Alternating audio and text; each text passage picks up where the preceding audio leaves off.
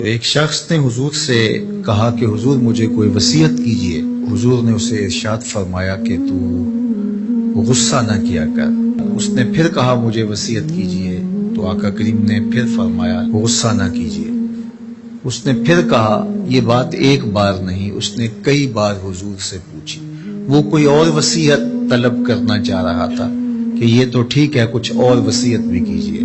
اس سے ایک تو اس شخص کی ذاتی صورتحال ایسی ہوگی، اور دوسری یہ ہے کہ اس نصیحت کی اہمیت کے پیش نظر کہ غصہ جب انسان کو آتا ہے تو وہ مغلوب ہو جاتا ہے اور بہت غلط فیصلے کر بیٹھتا ہے، اس لیے بار بار ایک نصیحت پر تاکید کرنا اور اس کا تکرار کرنا اس امر کی طرف توجہ دلاتا ہے کہ ہمیں معاملات کے اندر بہت معتدل رہنے کی ضرورت ہوتی ہے۔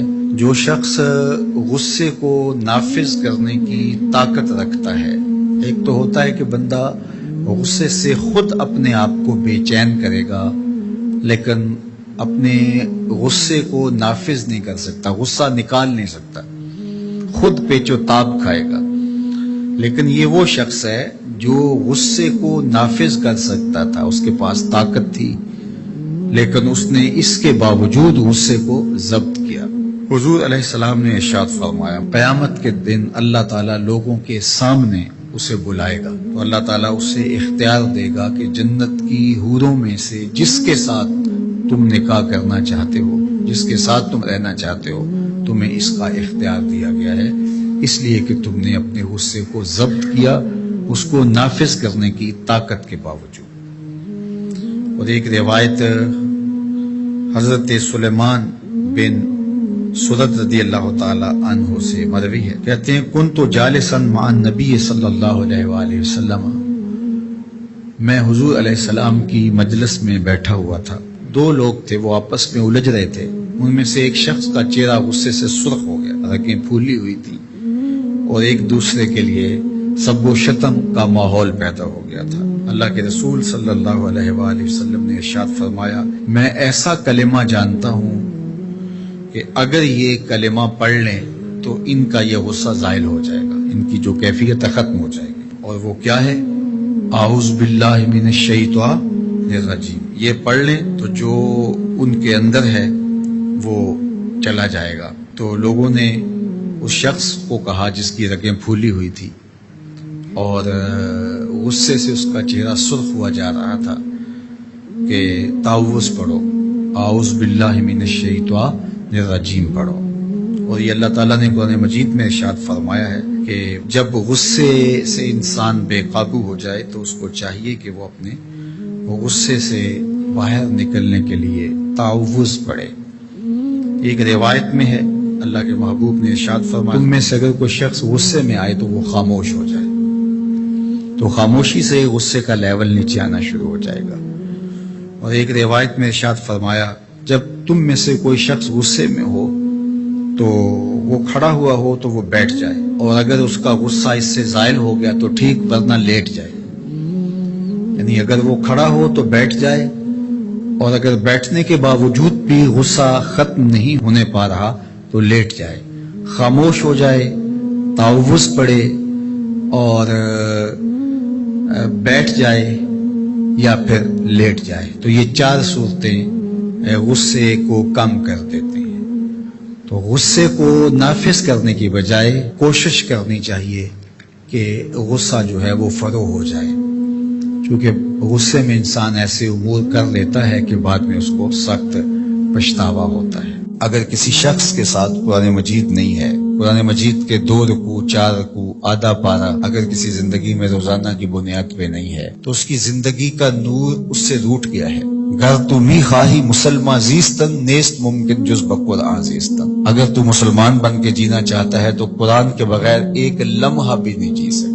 تو قرآن کو اپنی زندگی میں اس طرح داخل کر لیجئے گا کہ اٹھتے بیٹھتے چلتے پھرتے تمہارے ساتھ قرآن کی تعلیمات جڑی ہوں، کوئی دن قرآن مجید کی تلاوت سے خالی نہ ہو۔ ہمیں اس کی ترغیب دی گئی ہے، اور یہ خوش بختی کی علامت ہے کہ تمہارے ساتھ قرآن ہو۔ فرمایا گیا کہ وہ سینہ ایک قبرستان کی طرح ہے جس میں قرآن نہیں ہے۔ تو ایک تو قرآن مجید کی کچھ صورتوں کو باقاعدہ یاد کر کے اپنے سینوں میں نقش کرنا چاہیے، جس طرح سورۃ الملک ہے قرآن مجید کی دوسری صورتیں، اگر اس کے علاوہ بھی آخری پارہ جو ہے اگر سب یاد ہو جائے تو کم از کم آدھا پارہ آخری یاد کر لیں۔ سورہ الواقعہ ہے، سورہ یاسین قلب القرآن کہا گیا ہے، ایک مرتبہ سورہ یاسین پڑھنے سے 10 مرتبہ قرآن پڑھنے کا ثواب ملتا ہے، اور جو شخص اپنے دن کا آغاز سورہ یاسین سے کرتا ہے سارا دن وہ اللہ کی امان میں رہتا ہے۔ سورہ حشر کی آخری 3 آیات پڑھنے کی تلقین کی گئی ہے شام سویرے، جو شخص صبح کو پڑھ لیتا ہے سارا دن امان میں رہتا ہے، اور اگر وہ فوت ہو جائے تو زمرہ شہداء میں لکھا جائے گا، اور جو شام کو پڑھ لے ساری رات اللہ کی امان میں رہتا ہے، فرشتے دعائیں کرتے رہتے ہیں، اور اگر وہ فوت ہو جائے تو نام زمرہ شہداء میں لکھ دیا جاتا ہے۔ جمعہ کے دن سورہ کہف پڑھنے کی تلقین کی گئی ہے کہ ہر جمعۃ المبارک کو سورہ کہف کی تلاوت کرو، تو قرآن زندگی میں شامل کیا جائے، یہ بدبختی سے بچاتا ہے، قبر میں روشنی لاتا ہے، اجالے لاتا ہے، اور سورہ کہف پڑھنے والے کی قبر میں روشنی ہوں گی، یہ قبر میں روشنی لے کے جائے گی۔ خاتون ہے تو وہ اچھے شوہر کو تلاش کرے جو کل بچوں کا اچھا باپ بن سکے، اور اگر مرد ہے تو وہ اچھی خاتون تلاش کرے جو کہ اچھی ماں بننے کی صلاحیت رکھتی ہو۔ اگر معاشرے میں ڈیمانڈ ہی ہوگی تو پھر یہ صلاحیتیں لوگ اپنے اندر پیدا بھی کریں گے۔ جب رشتوں کی ڈیمانڈ یہ نہیں رہے گی، ظاہری چمک دمک اور مال و دولت اور یہ ساری چیزیں ہوں گی تو پھر ظاہر ہے اس کی طرف دوڑ لگ جائے گی، اور جب اوصاف حمیدہ اور اچھی عادات، دینداری اور یہ چیزیں عورت کے لیے معیار قرار پائیں گی تو پھر رجحان فطری طور پہ ادھر ہو جائے گا۔ تو آج اگر ہمارے ہاں ان چیزوں کی کمی واقع ہو رہی ہے تو پھر اس کا سبب یہ ہے کہ ہمارے رجحان اور ہماری ترجیحات تبدیل ہو گئی۔ حضرت سیدنا عمر رضی اللہ تعالیٰ عنہ کا واقعہ آپ نے سنا ہوگا کہ آپ جب پہرا دے رہے تھے، راتوں کو گشت کیا کرتے تھے، تو ایک خاتون اپنی بیٹی سے کہہ رہی تھی کہ دودھ میں پانی ملاؤ تاکہ ہم زیادہ پیسے کما سکیں۔ تو اس لڑکی نے کہا کہ امیر المومنین حضرت عمر نے دودھ میں پانی ملانے سے منع کر رکھا ہے۔ تو اس خاتون نے کہا کہ عمر کون سا دیکھ رہا ہے؟ تو اس لڑکی نے کہا کہ عمر تو نہیں دیکھ رہا، عمر کا رب تو دیکھ رہا ہے۔ حضرت عمر رضی اللہ تعالیٰ عنہ بہت متاثر ہوئے اور اس دروازے پر نشان لگا دیا۔ واپس آئے، صبح ہوئی تو اپنے بیٹوں کو بلایا، اپنے بیٹے سے کہا کہ میں جو ہے وہ تمہارا ایک خاتون سے نکاح کرنا چاہتا ہوں۔ تو انہوں نے کہا کہ جس طرح آپ کی مرضی ہو۔ تو پھر آپ نے اس گھر پیغام بھیجا اور اس بیٹی کے رشتے کے لیے اس کی ماں سے کہا۔ تو حضرت عمر کے فرزند کا نکاح ہوا اس خاتون سے، ان سے ایک بیٹی پیدا ہوئی جس کا نکاح پھر عبدالعزیز سے ہوا، اور اس عبدالعزیز سے اور حضرت عمر کی پوتی سے پھر ایک بیٹا پیدا ہوا جس کا نام حضرت عمر بن عبدالعزیز۔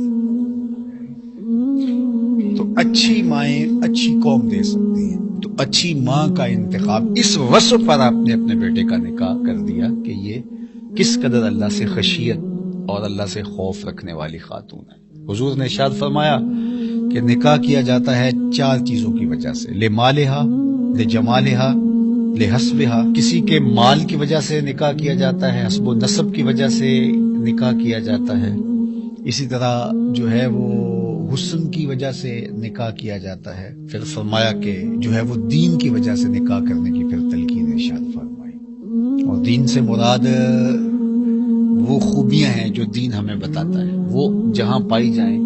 فرمایا جس کا اخلاق کو، جس کا دین تمہیں پسند آ جائے اس سے اپنی بیٹی کا نکاح کر دو۔ نکاح کے انتخاب کے لیے 2 چیزیں بیان، جس کا خلق اور جس کا دین تمہیں پسند آ جائے اس سے اپنی بیٹی کا نکاح کر دو۔ ابو الاسود الدؤلی زمانہ جاہلیت کا ایک شاعر گزرا ہے۔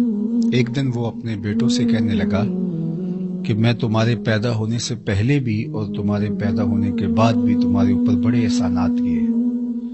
تو بیٹوں نے کہا کہ ہمارے پیدا ہونے کے بعد کے احسانات تو سمجھ میں آتے ہیں، لیکن ہمارے پیدا ہونے سے پہلے آپ نے ہمارے اوپر احسان کون سا کیا ہے؟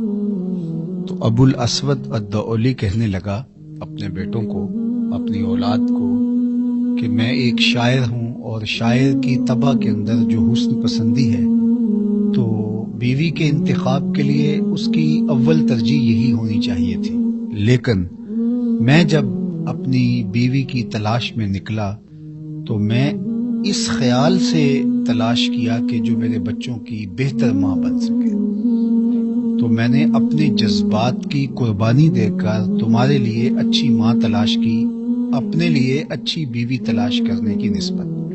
تو میرا یہ وہ احسان ہے جو تمہارے پیدا ہونے سے قبل میں نے تمہارے اوپر کیا۔